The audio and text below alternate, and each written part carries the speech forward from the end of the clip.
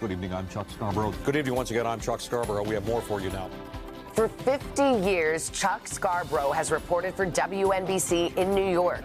We're climbing to 8,000 feet now over the south shore of Long Island. We have a rather startling story that just came in here. Covering the biggest stories of the past half century at home in the tri-state. Battle between the governor and the state legislature. Criminals are still slipping through the cracks. And around the world. The primary purpose of the summit here in Moscow. This is the wine country in central Chile.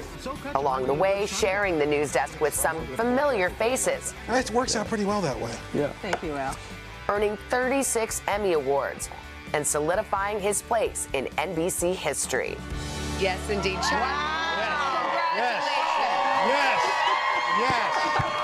I mean, what has it meant to you? You guys know you had to treat a guy, Al. 50 years, Chuck. What has it meant to you? Oh, it's been extraordinary. It sort of sneaks up on you. It's sneaking up on Al, I understand. He's got 5 to go.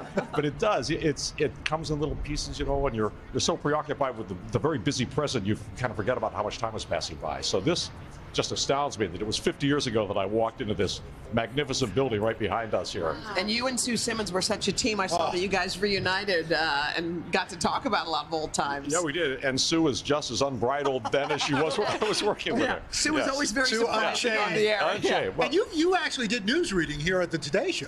yes, I did way back when, early on, bits and pieces. And I subbed in for Brian Gumble once. That was a lot of fun. Oh, wow. Although I never could get used to getting up at 2 in the morning. I don't know how you guys do it.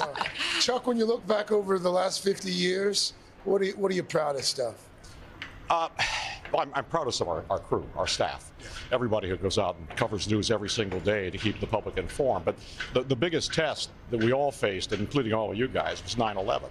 Oh, yeah. That was an enormous shock to this city, a shock to the country. The world tilted on its axis that day and hasn't straightened itself out yet. So the way we poured our resources into that, all of us did, and covered that story and all its ramifications, that's got to be my proudest moment. And I got to tell you, the generosity of this man and the gentlemanliness and the generosity.